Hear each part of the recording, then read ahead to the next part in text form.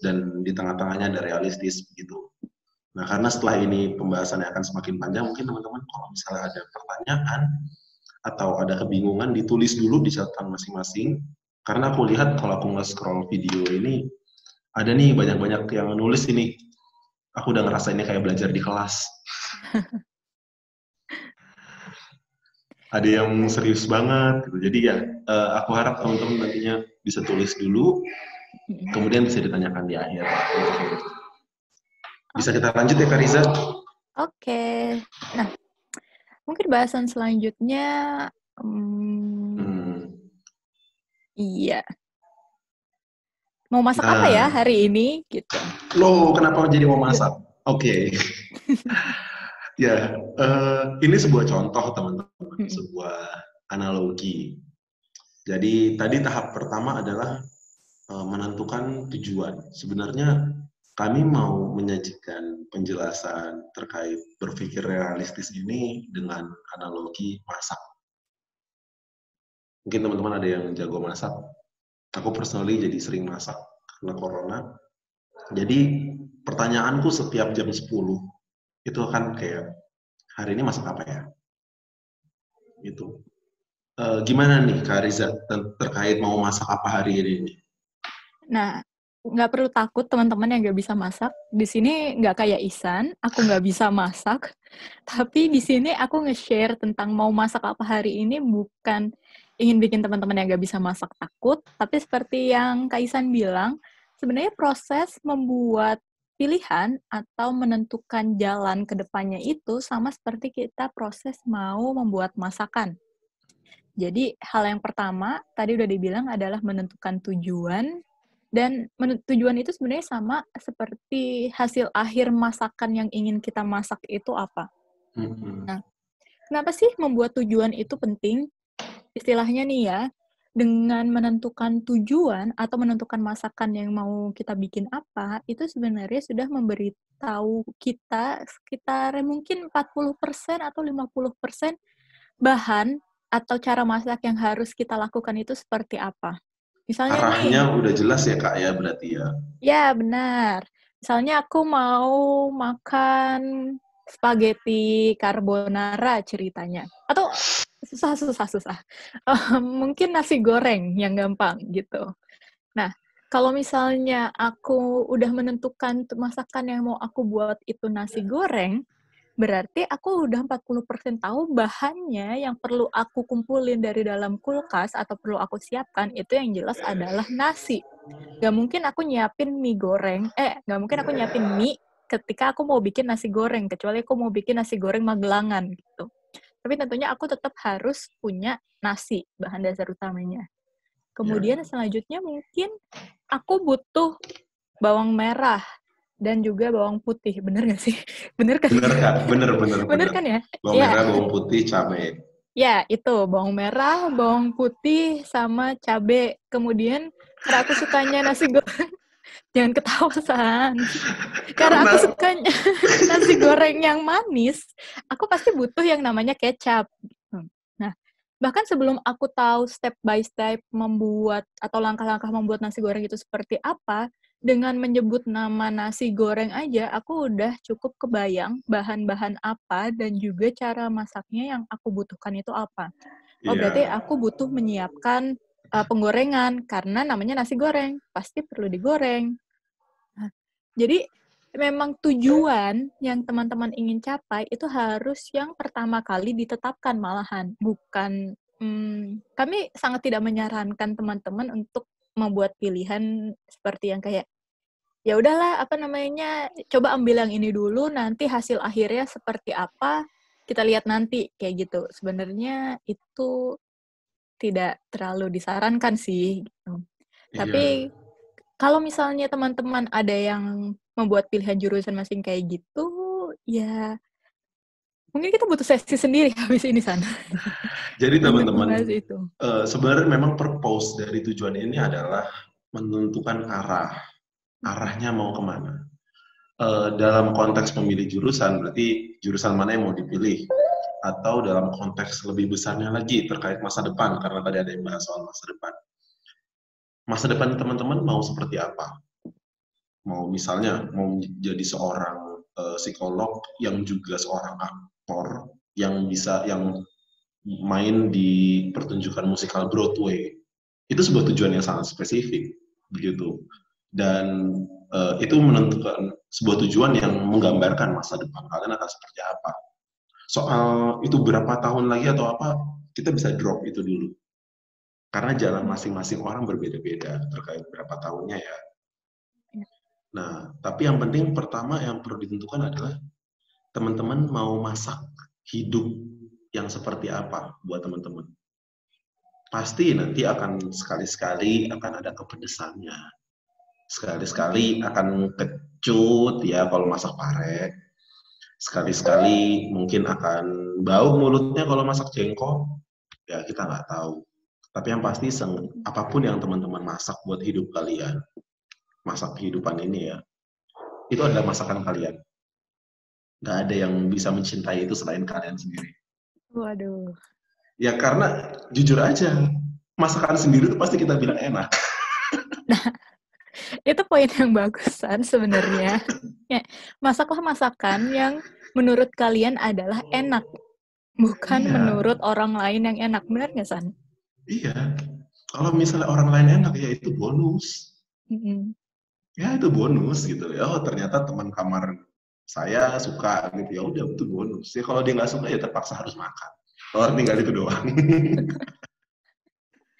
Gitu. Nah, ya tentukan masakan yang mau dibuat sebelum menyiapkan bahan dan cara masaknya gitu. Nah, nextnya bagaimana Kak Riza?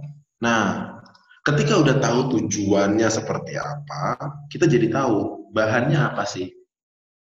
Contoh, misalnya mau jadi seorang psikolog yang seorang aktor juga terus memainkan sebuah musikal di Broadway gitu kan. Wah, itu my dream job banget. Nah, aku perlu identifikasi bahan-bahan yang dibutuhkan tuh apa. Entah itu untuk masakan kehidupanku yang seperti itu, bumbu atau bahan dasarnya apa. Contoh, bahan dasarnya untuk jadi seorang psikolog, oke, berarti aku harus belajar sarjana psikologi, kemudian lanjut profesi, gitu kan. Itu adalah bahan dasar. Kemudian tadi ada aku bilang terkait aku ingin berperan sebagai aktor di Broadway. Berarti kan bahan dasarnya aku harus belajar seni acting. Aku harus belajar seni pertunjukan, seni peran. Itu bahan dasar. Bumbu itu beda lagi. Bumbu itu bisa terkait soal skill lain. Contoh, aku ngobrol di depan teman-teman, aku sedang ngumpulin bumbu buat diriku. Karena ketika aku nyampein seperti ini ke teman-teman, aku nyampein sharing knowledge yang aku punya, aku juga termasuk belajar di sini. Oh, aku ingat beberapa pelajaran-pelajaran yang pernah aku pelajari dulu. Begitu. Nah, itu bumbu-bumbunya. Karakter juga termasuk bumbu. Gitu, karakter itu termasuk bumbu. Setiap dari orang punya karakternya masing-masing. Terlepas dari memang karakter itu sudah dikategorikan. Ada teori karakter apa. Tapi setiap orang pasti punya karakternya masing-masing, ciri khasnya masing-masing. Itu juga bumbu. Begitu. Terus kita juga perlu pikirkan, dari mana? Dari mana kita bisa dapat bahannya? Tukang sayur, pasar induk, supermarket, superindo, tidak promosi, online shop misalnya, atau minta kebun tetangga. Kan sekarang lagi banyak-banyaknya hidroponik ya. Nah, mungkin tetangga punya pakcoy atau punya kangkung. Kalau kangkung bawahnya ada lele, kita bisa minta nggak lelenya, ya kan? Itu yang perlu dipikirin. Tapi tahapnya adalah ini, identifikasi dan dari mana kita bisa dapetin bahan itu. Kak Riza mau ada yang ditambahin nggak? Mungkin kita lanjut ke slide yang berikutnya dulu kali ya, San. Baik. Baru aku mau. Nah, identifikasi dan tahu dari mananya itu ada sebuah data, teman-teman. Data yang bisa teman-teman kumpulkan tentang tujuan dan tentang diri kalian sendiri. Dalam pemilihan jurusan, yang di sebelah kiri ini teman-teman lihat, ada nilai, ada pilihan jurusan kerja, ada yang main soal kerja ya, prospek kerja, orang tua. Ini sesuatu yang sering jadi pro dan kontranya teman-teman. Tapi teman-teman jangan lupa yang di sebelah kiri. Seperti tadi aku bilang, karakter itu sebuah bumbunya, teman-teman. Contoh, aku memang dari SMA seorang pendengar yang baik, gitu. Terlepas dari tampang yang seperti ini ya, kita nggak bisa, jangan didinai bahwa emang tampangku Batak, gitu kan. Meskipun nggak ada relasinya sama ras. Tapi aku pendengar yang baik, begitu. Aku udah menyadari itu dari awal masuk kelas 10, gitu. Dan aku emang tertarik sama isu terkait karakter. Waktu itu aku masih belum belajar banyak. Waktu itu internet belum se-wow ini ya, teman-teman. Jadi untuk nge-google, kebetulan aku sekolahnya di tengah hutan. Untuk nge-google sesuatu itu akan sangat sulit. Punya laptop aja sulit, gitu. Tapi itu ada sebuah karakter yang jadi data buatku. Oh, aku bisa membuat orang lain nyaman dengan cara ini, gitu. Kemudian aku juga punya kecenderungan untuk lead orang, dominan. Itu data, buatku itu data. Itu bagus, itu. Take notes tentang itu. Ambil hal-hal yang diri kalian punya. Bodoh amat itu positif atau negatif. Contoh, aku perfeksionis. Terserah orang mau bilang itu positif atau negatif, gitu. At certain point, at certain situation, di situasi tertentu, itu negatif. Karena aku terlalu nge-push orang-orang. Tapi aku tulis dulu. Karena di situasi lain, itu bisa aku pakai juga loh. Ketika aku bikin pementasan, karena aku kemarin habis jadi sutradara sebuah pementasan. Itu hal yang bagus, karena aku punya standar buat teman-teman yang lain, gitu. Dan itu hal yang baik di situasi itu, begitu. Nah, data-data ini teman-teman, data ini sangat tidak terbatas. Contoh misalnya kalian punya teman seperti apa, itu juga termasuk data. Aku punya teman Aziz ketika kuliah, aku punya teman Kak Riza ketika kuliah, itu semua data. Yang nggak aku buang, aku tetap simpen dan bisa aku pakai sekarang, gitu. Ketika aku ingin menyajikan webinar ini ke teman-teman, gitu. Aku nggak pernah nyangka akan ketemu mereka lagi, tapi itu data yang bisa aku pakai untuk kedepannya. Nah, keluarlah dari fokus 4 yang ada di kiri, teman-teman. Keluar. Lihat lebih dalam dan lebih jauh. Lihat segalanya. Asik. Ya, begitu. Tadi aku ini juga nyambung sama yang tadi ada yang ngomong soal belum paham dirinya seperti apa, belum paham passionnya seperti apa. Oh, itu adalah pertanyaan yang sangat bagus. Ketika kalian merasa belum paham, berarti kalian ke arah yang benar. Tinggal ya kalian coba gali aja, dipahami seperti apa. Gitu. Kak Ica, ada yang mau ditambahin, Kak Riza? Ya, thank you San penjelasannya, dan aku setuju banget sih ketika kamu bilang tadi ada yang bilang belum tahu passionnya apa, belum tahu dirinya kayak gimana, dan itu berarti kamu udah ke arah yang benar. Bener banget. Kalau bahkan kita belum mulai berpikir passion atau kayak kita tuh orang yang seperti apa, itu berarti kita bahkan belum sadar kalau kita belum tahu kita tuh orangnya kayak gimana. Nah, mungkin memang masih kebanyakan fokusnya di sebelah kiri dulu kali ya, karena yang sebelah kiri itu yang benar-benar langsung terlihat akan mempengaruhi pemilihan jurusan teman-teman itu seperti apa. Misalnya, kalau nilainya nggak cukup kan berarti itu jelas-jelas mempengaruhi kemungkinan diterima atau tidaknya. Kemudian pilihan jurusan yang tersedia itu apa juga mempengaruhi kesempatan yang bisa teman-teman ambil itu seperti apa, dan juga ke ekspektasi orang tua dan pekerjaan mungkin kalau di kita sendiri itu menjadi hal yang paling krusial, karena ya orang tua mungkin yang membiayai atau yang terlibat langsung dalam pembuatan pemilihan. Kemudian kita masih sering berpikir bahwa kuliah itu harus selalu sejalan sama pekerjaannya, yang sebenarnya kayaknya zaman sekarang sebenarnya udah bisa mulai agak belok-belok nih antara kuliah dan pekerjaan ke depannya itu seperti apa. Tapi coba deh kita mulai lihat ke yang sebelah kanan nih, yang mungkin seperti kata Ihsan tadi, ternyata ketika dia memilih psikologi, yang menjadi pertimbangan utama dia itu bukan yang ada di sebelah kiri loh. Tapi ternyata karena dia tahu kemampuan diri dia selama ini sebagai pendengar yang baik, Sehingga dia memutuskan kayaknya yang bisa menjadi pendengar yang baik dan juga berhubungan dengan orang lain dan juga sosial itu salah satunya psikologi deh. Kayaknya itu yang cocok buat aku gitu. Iya. Dan turns out Ihsan bisa menjalankan 4 tahunnya dengan baik dan sekarang menjadi salah satu orang yang cukup berkutat di dunia psikologi gitu. Jadi, Thank you. sama-sama gitu.